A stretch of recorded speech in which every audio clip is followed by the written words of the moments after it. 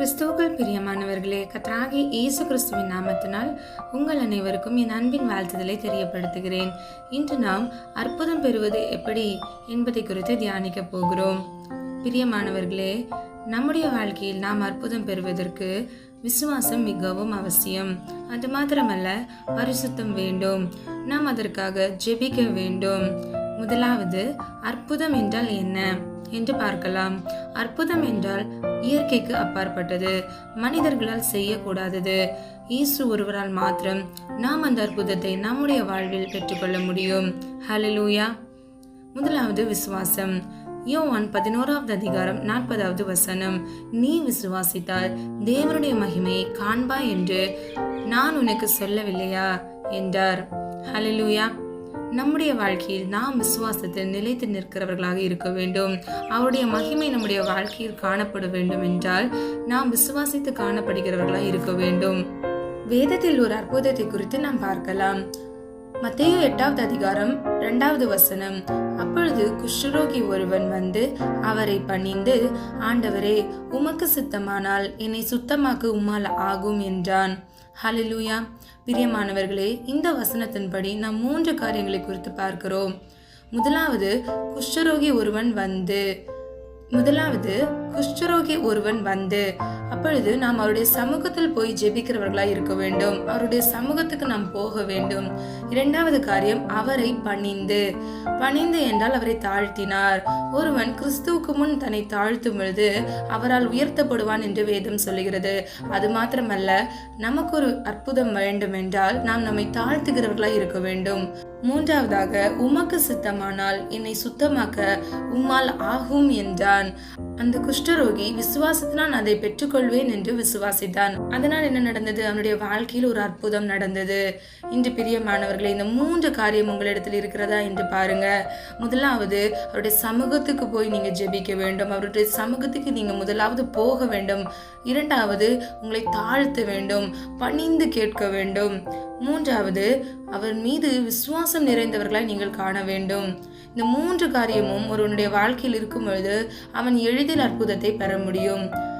மத்தேயு 8வது அதிகாரம் 3வது வசனம், இயேசு தமது கையை நீட்டி அவனை தொட்டு, எனக்கு சித்தம் உண்டு, சுத்தமாக என்றார். உடனே குஷ்டரோகம் நீங்கி அவன் சுத்தமானான். ஹல்லேலூயா. இவ்வளோ பெரிய அற்புதம் பார்த்தீங்களா? இயேசுவை தேடி போகிறவராய் இருந்தார். இன்று நீங்களும் நானும் கூட நம்முடைய வாழ்க்கையில ஒரு அற்புதம் நடக்கணும் அப்படின்னு நினைச்சு நீங்க விசுவாசிச்சீங்கன்னா நீங்க நிச்சயமா நீங்களுடைய சமூகத்துக்கு போகிறவர்களா இருக்க வேண்டும். பிரியமானவர்களை, வேதத்தில் பல அற்புதங்களை குறித்து நாம் பார்க்கிறோம். பல காரியங்கள், பிசாசுகள் துரத்தப்பட்டிருக்கிறது, வியாதிகள் சுகமாய் இருக்கிறது, மரித்தோர் உயிரோடு எழுந்திருக்கிறார்கள். எபிரேவின் மகள் மரித்தார்கள், ஆனால் தேவன் உயிரோடு எழுப்பினார். இப்படி பல காரியங்கள் சொல்லப்பட்டிருக்கிறது. நம்முடைய வாழ்க்கையில் ஒரு அற்புதம் வேண்டும் என்றால் நம்மிடத்தில் விசுவாசம் மிகவும் அவசியம். இரண்டாவது, அற்புதம் பெற நாம் என்ன செய்ய வேண்டும் என்று நாம் பார்க்கலாம். முதலாவது பரிசுத்தம், இரண்டாவது ஜெபம். வேதத்தில் பல காரியங்கள் இருக்கிறது. நான் இந்த காரியங்களை குறித்து உங்களுக்கு சொல்ல விரும்புகிறேன். முதலாவது பரிசுத்தம். யோசுவா ஜனங்களை நோக்கி, உங்களை பரிசுத்தம் பண்ணிக்கொள்ளுங்கள், நாளைக்கு கர்த்தர் உங்கள் நடுவிலே அற்புதங்களை செய்வார் என்றான். யோசுவா 3வது அதிகாரம் 5வது வசனம். பிரியமானவர்களே, இந்த வசனத்தின்படி யோசுவா இஸ்ரவேல் ஜனங்களை நோக்கி, நீங்கள் இன்று உங்களை பரிசுத்தம் பண்ணிக்கொள்ளுங்கள், நாளைக்கு உங்கள் நடுவில் அற்புதங்கள் நடக்கும். அதை யார் செய்வார் என்றால் கர்த்தர் செய்வார் என்று சொன்னார். பிரியமானவர்களே, அற்புதங்கள் நம்முடைய வாழ்க்கையில் நடப்பதற்கு நம்முடைய வாழ்க்கையில் இருக்கிற இந்த பாவ பழக்கங்கள், கரைகள், தேவையில்லாத அநித்தியமான காரியங்கள் எல்லாம் நம்முடைய வாழ்க்கையில் இருந்தது என்றால் நம்மளால் முழுமையாக ஒரு விசுவாசத்தை தேவனிடத்திலிருந்து பெற்றுக்கொள்ள முடியாது. நீங்களே யோசிச்சு பாருங்க. ஒரு சர்ச்சுக்கு எத்தனையோ பேர் போறாங்க இல்லையா? எல்லாருக்கும் அற்புதம் நடக்குதா? இல்லை. யார் உண்மையா தேவனை விசுவாசிக்கிறாங்களோ, முழுவதும் தன்னை ஒப்பு கொடுக்கிறாங்களோ, அவங்களுடைய பாவங்களை அறிக்கை செய்யறாங்களோ, அவங்களுடைய வாழ்க்கையில மாத்திரமே ஒரு அற்புதம் நடக்கிறது. இரண்டாவது காரியம், ஜெபம் செய்வது. யாக்கோபு 5வது அதிகாரம் 15வது வசனம், அப்பொழுது விசுவாசமுள்ள ஜெபம் பிணியாளியை இரட்சிக்கும், கர்த்தர் அவனை எழுப்புவார், அவன் பாவம் செய்தவனானால் அது அவனுக்கு மன்னிக்கப்படும். ஹல்லேலூயா. பிரியமானவர்களே, விசுவாசம் உள்ள ஜெபம் பிணியாளிகளை ரட்சிக்கும். ஒருவேளை இன்னைக்கு யாராவது சரீர சுகவீனத்தோடு கேட்டுக்கொண்டிருக்கிறீங்களா? உங்களுக்காகவே இந்த வசனம். உங்களுடைய விசுவாச ஜெபத்தை நீங்கள் அறிக்கை செய்கிறவர்களாய் இருக்க வேண்டும். இயேசு செய்த அற்புதங்களை நீங்கள் வேதத்தில் தியானித்து அதை விசுவாசத்தோடு அறிக்கை செய்கிறவர்களாய் இருக்க வேண்டும். நீங்கள் அவரை துதித்து துதித்து அந்த அற்புதத்தை கூறி அவருக்கு ஸ்தோத்திரங்களை ஏறெடுக்க வேண்டும். அந்த விசுவாசம் உங்களுடைய வாழ்க்கையில் உங்களை பாவ வாழ்க்கையிலிருந்து எழுப்புவதாய் இருக்கிறது. இந்த வசனத்தில் சொல்லப்பட்டது போல பாவம் செய்தவனானால் அது அவனுக்கு மன்னிக்கப்படும் என்று சொல்லப்படுகிறது. ஹல்லேலூயா. பிரியமானவர்களே, இன்னைக்கு உங்க வாழ்க்கையில ஏதோ ஒரு காரியத்தை நிமித்தமாக ஒரு அற்புதம் உங்களுடைய வாழ்க்கையில நடக்கல அப்படின்னா நிச்சயமா சொல்றேன், உங்களுடைய வாழ்க்கையில அந்த அற்புதம் நடப்பதற்கு நீங்க இயேசு செய்த அற்புதத்தை தியானித்து நீங்க அறிக்கை செய்து துதிக்க வேண்டும். ஆதார வசனம் 9வது சங்கீதம் 1வது வசனம். கர்த்தாவே, என் முழு இருதயத்தோடும் உம்மை துதிப்பேன், உம்முடைய அதிசயங்களை எல்லாம் விவரிப்பேன். ஹல்லேலூயா. பிரியமானவர்களே, தாவீது தன் முழு இருதயத்தோடும் கர்த்தரை துதித்தார். இரண்டாவதாக அவருடைய அதிசயங்களை எல்லாம் அவர் விவரித்து அறிக்கை செய்து கர்த்தரை மகிமைப்படுத்தினார்.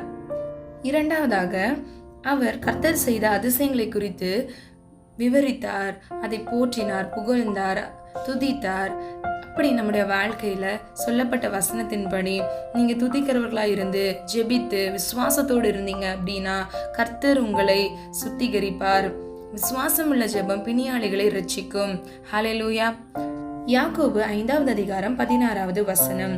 நீங்கள் சொஸ்தமடையும்படிக்கு உங்கள் குற்றங்களை ஒருவருக்கொருவர் அறிக்கையிட்டு ஒருவருக்காக ஒருவர் ஜெபம் பண்ணுங்கள். நீதிமான் செய்யும் ஊக்கமான வேண்டுதல் மிகவும் பலனுள்ளது. ஹல்லேலூயா. பிரியமானவர்களே, நம்முடைய வாழ்க்கையில் நாம் எந்த கசப்பும் நிறைந்தவர்களாய் காணக்கூடாது. உங்களுடைய வாழ்க்கையில அதிகமா நீங்க தேவன்கிட்ட சமூகத்துல கேட்ட ஒரு அற்புதத்துக்காக நீங்க இன்னைக்கு காத்து கொண்டிருக்கலாம். உங்களுக்காகவே கர்த்தர் சொல்றாரு, நீங்க யார் மீதும் கசப்புள்ளவர்களா இருக்கக்கூடாது. அந்த கசப்பு உங்களுக்குள்ள இருந்துச்சு அப்படின்னா உங்களுடைய வேர் தீட்டுப்பட்டதா இருக்கும். அந்த வேர் தீட்டுப்படும் பொழுது உங்களால் எந்த அற்புதங்களையும் பார்க்க முடியாது. நீதிமான் செய்யும் ஊக்கமான வேண்டுதல் மிகவும் பலனுள்ளது என்று வேதம் சொல்லுகிறது. அப்பொழுது நீங்க ஆப்போசிட்டா யோசிச்சு பாருங்க. அப்போ ஒரு நீதிமான் என்ன பண்ணுவான்? மன்னிக்கிறவனா இருப்பான். ஒருவேளை அவன் மன்னிக்கல அப்படின்னா அவன் நீதிமானா இருக்கவே முடியாது.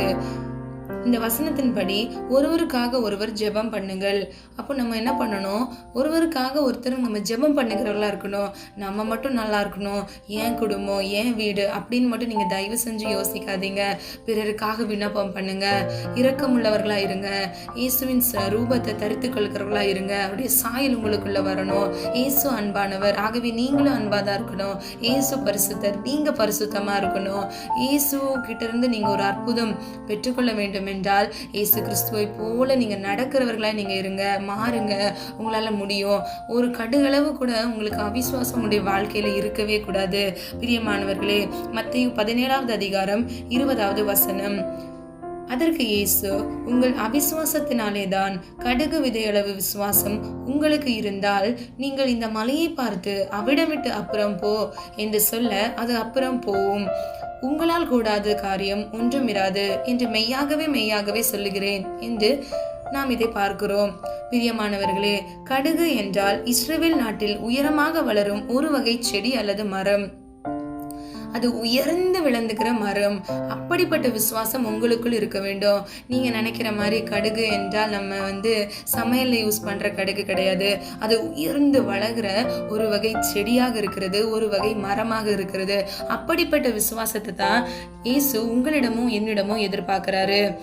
மத்தேயு 9வது அதிகாரம் 28வது வசனம். அவர் வீட்டிற்கு வந்த பின்பு அந்த குருடர் அவரிடத்தில் வந்தார்கள். இயேசு அவர்களை நோக்கி, இதை செய்ய எனக்கு வல்லமை உண்டென்று விசுவாசிக்கிறீர்களா என்று கேட்டார். அதற்கு அவர்கள், ஆம், விசுவாசிக்கிறோம் ஆண்டவரே என்றார்கள். ஹல்லேலூயா. பிரியமானவர்களே, சில வேளையில் இயேசு உங்களிடத்தில் கேட்பார், நீ என்ன விசுவாசிக்கிறியா? நான் இந்த அற்புதத்தை உனக்கு செய்வேன்னு சொல்லி நீ நம்புறியா அப்படின்னு கேட்கிறாரு. அப்போ விசுவாசம் என்பது உங்களுடைய உள்ளத்திலிருந்து வருகிறது மாத்திரமல்ல, நீங்கள் கிரியை செய்கிறதா இருக்கிறது. உங்கள் செயலின் மூலம் நீங்கள் வெளிப்படுத்துகிறதா இருக்கிறது. நீங்க அறிக்கை செய்யணும். பிறர் உங்களிடத்துல கேட்கும் பொழுது, என்ன உன் வாழ்க்கை இப்படி இருக்கு, என்ன உன்னோட பலவீனம் இன்னுமா இருக்கு, நீ தான் ஜெபம் பண்ற, உனக்கு என்ன இது நடக்கவே இல்லையா? அப்போ நீங்க விசுவாசத்தோடு பேசுகிறவர்களா இருக்க வேண்டும். நீங்க அந்த விசுவாசத்தை பெற்றுக்கொள்றவர்களா இருங்க. கடுகள விசுவாசம், உயர்ந்த மரம் போன்ற உள்ள விசுவாசம் உங்களுடைய வாழ்க்கையில் இருந்து நீங்க கிடைச்சிடுச்சு அப்படின்ற நிச்சயத்தோடு இருக்க வேண்டும். இது எனக்கு நடந்துருச்சு அப்படின்னு சொல்லி நீங்க நன்றி சொல்ல வேண்டும். எந்த காரியத்துக்காக அதிக நாள் நீங்க ஜெபித்து கொண்டிருக்கிறீங்களோ, வாக்குத்தத்தத்தை பெற்றுக்கொண்டு நீங்க காத்து கொண்டிருக்கிறீங்களோ, உங்க ஒவ்வொருவருக்காக கர்த்தர் உங்களிடத்தில் பேசி கொண்டிருக்கிறார். நீங்க அதை பெற்றுக்கொள்வோம் என்ற நிச்சயத்தோடு விசுவாசத்தோடு துதிக்கிறவர்களாய் நீங்கள் மாறும் பொழுது உங்களுடைய வாழ்க்கையில் அற்புதம் நிச்சயமாக கிடைக்கும். பிரியமானவர்களே, விசுவாசம் ஒரு மனிதனுடைய வாழ்க்கையில் எப்படி வரும் என்று நம்ம பார்க்கலாம். இவ்வளோ நேரம் நம்ம விசுவாசம் சொல்லி பேசணும். அது முதலாவது எப்படி வருகிறது என்று நம்ம பார்க்கலாம். லூக்கா 17வது அதிகாரம் 5வது வசனம். அப்பொழுது அப்போஸ்தலர் கர்த்தரை நோக்கி எங்கள் விசுவாசத்தை வர்த்திக்க பண்ண வேண்டும் என்றார்கள். ஹல்லேலூயா. பிரியமானவர்களே, நம்முடைய இருதயத்தில் விசுவாசத்தை உருவாக்குகிறவரே பிதாவாகிய தேவன்தான். அப்பொழுது நாம் முதலாவது ஜெபிக்க வேண்டும். நாம் ஜெபித்தால்தான் அந்த விசுவாசம் கூட நம்மிடத்தில் பெருகிறதா இருக்கும். அப்பொழுது அந்த விசுவாசத்தை கொண்டு நாம் வாயின் மூலியமாக, நம்முடைய கிரியைகள் மூலியமாக, நம்முடைய அறிக்கையின் மூலமாக அதை செய்கிறவர்களாய் நாம் மாற முடியும். இரண்டாவதாக மார்க் 10வது அதிகாரம் 27வது வசனம். இயேசு அவர்களை பார்த்து, மனுஷரால் இது கூடாததுதான், தேவனால் இது கூடாததல்ல, தேவனால் எல்லாம் கூடும் என்றார். ஹல்லேலூயா. இது நீங்க விசுவாசிக்கிறீங்களா? இயேசுவால எல்லாம் கூடும் என்று விசுவாசிக்கிறீங்களா? உங்க சுய பலத்தினாலேயோ சக்தியாலேயோ உங்களால இதை மேற்கொள்ள முடியாது. இந்த போராட்டத்திலிருந்து உங்களுக்கு விடுதலை கிடைக்காது. உங்களுடைய வாழ்க்கையில ஒரு அற்புதம், ஒரு அடையாளம், ஒரு சுகம், ஒரு தேவை எல்லாம் நடக்க வேண்டும் என்றால், அந்த ஒரு அற்புதம், அந்த ஒரு அற்புதத்தின் வாசல் திறக்கப்பட வேண்டும் என்றால் உங்களுடைய வாழ்க்கையில் பரிசுத்தம் இருக்க வேண்டும், விசுவாசம் இருக்க வேண்டும். அந்த விசுவாசத்தை இயேசு ஒருவரால் மாத்திரமே உங்களுடைய வாழ்க்கையில் வர்த்திக்க பண்ண முடியும். விசுவாசிக்கிறீங்களா? ஆமென் சொல்லி பெற்றுக்கொள்ளுங்கள். அது மாத்திரமல்ல, நீங்க ஜெபிக்கிறவர்களா இருக்க வேண்டும். எப்படி ஜெபிக்க வேண்டும்? பிறரை மன்னிக்க வேண்டும். ஒருவருக்காக நீங்க ஜெபிக்க வேண்டும். கசப்போடு, வைராக்கியத்தோடு நீங்க ஒரு அற்புதத்தை தேடிக்கொண்டிருந்தீர்கள் என்றால், பிரியமானவர்களே, நிச்சயமாக சொல்றேன், அது உங்களுடைய வாழ்க்கையில நடக்காது. நீங்க எல்லாரையும் மன்னிங்க. ஒருவேளை உங்களை காயப்படுத்திருக்கலாம், துக்கப்படுத்திருக்கலாம், அதெல்லாம் தேவனுக்கு தெரியும். ஆனா உங்ககிட்ட அவர் என்ன விரும்புறாருன்னா, நீங்க அவங்கள மன்னித்து விட வேண்டும். நீங்க எந்த ஜெபத்தையும் கர்த்தருடைய சமூகத்தில் சொல்லுகிறவர்களா இருக்க வேண்டும். நீங்க பிறர் எடுத்துட்டு போய் அவங்க இப்படி என்ன பண்ணிட்டாங்க, நீங்க மாம்சீகமா எந்த காரியங்களையும் நீங்க செய்யவே செய்யாதீங்க. அதெல்லாம் நம்முடைய வாழ்க்கையில கர்த்தர் தருகிற ஆசீர்வாதத்துக்கு தடையாக இருக்கும். அவர் முன்பே நமக்கு வைத்திருக்கிற வாக்குத்தத்தத்தை பெற்றுக்கொள்ள தடையாக இருக்கும். நீங்க கண்டிப்பா ஒப்பு கொடுங்க. இன்னைக்கு உங்களுடைய வாழ்க்கையில ஒரு அற்புதத்தை கர்த்தர் நிச்சயமாய் கட்டளையிடுகிறவராய் இருக்கிறார். கடைசியாக யாருக்கு அற்புதம் நடக்காது என்று நாம் பார்க்கலாம். மத்தேயு 13வது அதிகாரம் 58வது வசனம். அவர்களுடைய அவிசுவாசத்து நிமித்தம் அவர் அங்கே அநேக அற்புதங்களை செய்யவில்லை. ஹல்லேலூயா. பிரியமானவர்களே, நாம் அவிசுவாசப்பட்டோம் அப்படின்னா நம்ம வாழ்க்கையில ஒரு அற்புதம் என்னைக்குமே நடக்கவே நடக்காது. சில பேர் ரொம்ப நாள் ஜெபம் பண்ணுவாங்க, அந்த காத்திருக்கிறதுக்கு அவங்களால முடியாததுனால அவங்க அதை கைவிட்டுட்டு போயிடுவாங்க. அப்புறம் ஆட்டோமேட்டிக்கா அவிசுவாசத்துல பேச ஆரம்பிச்சிருவாங்க. அப்படி இல்லைன்னா அவங்க செயல்படுத்த மாட்டாங்க, கிரியை செய்ய மாட்டாங்க. அவங்க ஜஸ்ட் ஜெபிச்சுட்டு அவங்க அதை மறந்து போற அளவுக்கு அவங்க வேலையை பார்த்துட்டு அதை அக்செப்ட் பண்ணிப்பாங்க. அந்த நோயா இருக்கட்டும், ஒரு இல்லாமை இருக்கட்டும், அந்த சூழ்நிலையை அவங்க அக்செப்ட் பண்ணிட்டு அவங்க போயிடுவாங்க. பிரியமானவர்களே, இன்னைக்கு நீங்க அப்படிப்பட்டவர்களா இருக்காதீங்க. நீங்க ஜெபிச்சீங்கன்னா நிச்சயமா உங்களுடைய வாழ்க்கையில நடக்கும். ஏன் வாழ்க்கையில நடந்திருக்கு. கர்த்தர் பட்சபாதம் இல்லாதவர், கேட்கிற எல்லாருக்கும் அவர் கொடுக்கிறவராகவே இருக்கிறார். நான் உங்கள் மத்தியில் சாட்சியாக நிற்கிறேன். நீங்க ஜெபிக்க வேண்டும். அது கிடைக்கிற வரை நீங்க அதுக்காக ஜெபிக்க வேண்டும். உங்களுடைய இருதயத்துல ஒரு அவிசுவாச வார்த்தை எழவே கூடாது. என்னுடைய வாழ்க்கையில பல சோதனைகள் நடந்திருக்கிறது. ஆனா நான் என்னைக்குமே கர்த்தர் இதை எனக்கு என்னுடைய வாழ்க்கையில செஞ்சுட்டாரு, இதை அவரால் செய்ய முடியல, இந்த அற்புதம் என் வாழ்க்கையில நடக்கல அப்படின்னு சொல்லி நான் அவிசுவாசமா பேசினதே கிடையாது. எப்பொழுதுமே நான் என்னை தான் ஆராய்ந்து பார்ப்பேன். பிரியமானவர்களே, நான் இன்னைக்கு உங்ககிட்ட சொல்றேன், இந்த அற்புதத்தின் காலம் அதிகமாக இருக்குதா?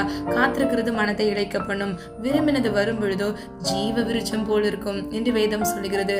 உங்களுடைய வாழ்க்கையில இந்த காத்திருப்பு காலத்தை குறித்து நீங்க முறுமுறுக்காதீங்க, சோர்ந்து போகாதீங்க.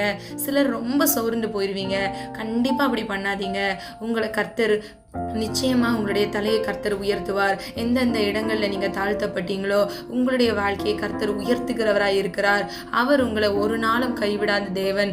உங்களை நேசிக்கிறார். உங்களுடைய வாழ்க்கையில அற்புதத்தை நிச்சயமாய் கட்டளையிடுவார். இன்றும் பல பேர் பல இடங்களில் அற்புதங்களை பெற்றுக் கொண்டிருக்கிறாங்க. சொல்லப்பட்ட இந்த அத்தனை காரியங்களிலும் நீங்கள் உங்களை ஒப்பு கொடுத்து நீங்க அந்த காரியங்களை ஆராய்ஞ்சு பாருங்க. உங்களுக்கு தான் தெரியும் உங்களை பத்தி. நீங்க ஒப்பு கொடுங்க. நீங்களும் தேவனும், நீங்களும் பரிசுத்த பரிசுத்த ஆவியானவரும் நீங்களும் இயேசு கிறிஸ்துவும் திரியோக தேவனையும் நீங்க பிடித்துக் கொள்ளுங்க. கர்த்தர் உங்களுடைய வாழ்க்கையில நிச்சயமாய் அற்புதம் செய்வார். நாம் ஜெபிக்கலாமா? அன்பின் பிதாவே அப்பா, இந்த ஆண்டவரே என்னோடு ஒரு மனதை ஜெபிக்கிற ஒவ்வொருவருக்காக ஜெபிக்கிறேன் ஆண்டவரே. அப்பா, உங்களுடைய வாக்குத்தத்தத்தை கையில் வைத்துக்கொண்டு பலர் சரீர சுகத்திற்காக பார்த்து கொண்டிருக்கிறாங்கப்பா ஆண்டவரே. அவர்களுடைய தேவைகளை கர்த்தர் அறிந்திருக்கிறீர் ஆண்டவரே. அவர்கள் கண்ணீர் உங்களுடைய துரித்தில் இருக்கிறது தகப்பனே. அதிக நாள் காத்திருக்காங்கப்பா. நீங்க அவங்களுடைய வாழ்க்கையில ஒரு அற்புதத்தை கட்டளையிடுங்கப்பா. இந்த அற்புதத்துக்கு அப்பா தடையா இருக்கிற எல்லா அவிசுவாசங்களையும் இயேசுவின் நாமத்தினால் நீர் எடுத்து போட்டு அவருடைய வாழ்க்கையில விசுவாசத்தை வர்த்திக்க பண்ணுங்க ஆண்டவரே. முதலாவது நீர் விரும்புகிற பரிசுத்தத்தை அவர்களுக்கு கொடுங்கப்பா. ஒரு விடுதலையின் தேவன் விடுதலை கட்டளையிடும்படியாய் ஜெபிக்கிறேனப்பா ஆண்டவரே. எந்த பாவ கட்டளை அடிமைத்தனத்தில் அவங்க இருந்தாலும் உங்களுடைய பாவங்களை இயேசுவின் வல்லமையுள்ள நாமத்தினாலப்பா அதிலிருந்து அவர்களுக்கு ஒரு விடுதலை உண்டாவதாக தகப்பனே. இதெல்லாம் அவங்க செய்யணும்னு விரும்புறாங்களோ ஆண்டவரே, உங்களுடைய சித்தத்தின்படி அப்பா அவர்களுடைய ஆசீர்வாதத்தை பெற்று அவர்கள் செய்கிறவர்களாய் மாற கர்த்தர் கிருபை செய்யுங்க, கிரியை செய்யுங்க. ஹாஸ்பிட்டல்ல இருந்து யாராவது இதை காணொலியை கேட்டுக்கொண்டிருந்தாங்கன்னா ஏசப்பா உம்முடைய இரக்கத்தினால அவர்களுக்கு ஒரு விடுதலை இயேசுவின் நாமத்தினால் கட்டளையிடுங்கப்பா ஆண்டவரே. உம்முடைய தழும்புகளால் அப்பா இயேசுவின் நாமத்தினால் ஒரு சுகம் உண்டாவதாக தகப்பனே. நீர் அற்புதத்தின் தேவன் என்று நீர் இன்றும் ஆண்டவரே எங்கள் மத்தியில் வாசம் செய்கிறேன் என்று நாங்கள் ஒவ்வொரும் விசுவாசிக்கிறோம் தகப்பனே. எங்களை தாழ்த்துகிறோம் அப்பா. ஒவ்வொரு காரியங்களிலும் ஆண்டவரே நீர் விரும்புகிற பரிசுத்தம், ஜெபம், விசுவாசம் எங்களுடைய வாழ்க்கையில் இருக்க கர்த்தர் தாமே நீர் கிருபை செய்கிறதற்காக நன்றி அப்பா. விசுவாசித்தால் தேவனுடைய மகிமையை காண்பாய் என்று வேதம் சொன்னது போல நாங்கள் இன்னைக்கு விசுவாசிக்கிறோம்ப்பா. என்னோடு இணைந்து ஜெபிக்கிற ஒவ்வொருவரும் விசுவாசிக்கிறாங்கப்பா. உங்களுடைய வாழ்க்கையில நிச்சயமா நீர் ஒரு மகிமையான அற்புதத்தை கட்டளையிடுங்கப்பா. எந்த இடத்துல அவங்க அவமானப்பட்டாங்களோ, இந்த இடத்துல அவங்க துக்கப்பட்டு சோர்ந்து போய் இருந்தாங்களோ, அந்த இடத்துல தேவன் தாமே அவர்கள் தலைகளை உயர்த்துவீராக. இயேசுவின் வல்லமையுள்ள கரம் அவர்களை இப்பொழுதே தொடுவது என் தகப்பன் நீர் கிரியை செய்கிற தேவனப்பா. நீர் கிரியை செய்கிறதற்காக நன்றி செலுத்துகிறேன். மீட்பர் இயேசு கிறிஸ்து மூலம் ஜெபிக்கிறோம் பிதாவே, ஆமென். God bless you. இந்த வீடியோ உங்களுக்கு பிடிச்சிருந்துச்சுன்னா லைக் பண்ணுங்க, ஷேர் பண்ணுங்க, சப்ஸ்கிரைப் பண்ணுங்க மற்றும் பெல் ஐகானை கிளிக் பண்ணுங்க.